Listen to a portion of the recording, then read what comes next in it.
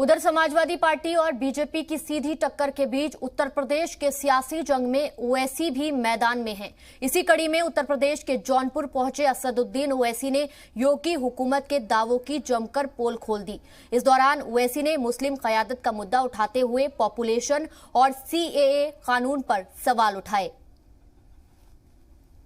BJP वाले मोदी झूठ बोल रहे हैं या बाबा झूठ बोल रहे हैं?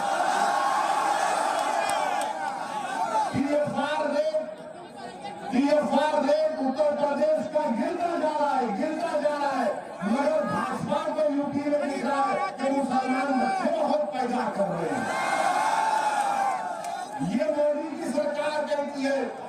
तीसरा, वो नेशनल फैमिली हेल्थ सर्वे ये भी कहता है कि उत्तर प्रदेश में 6 महीने से 60 महीने के दरमियान में जो बच्चे पैदा होते हैं उनमें खून की कमी होती है।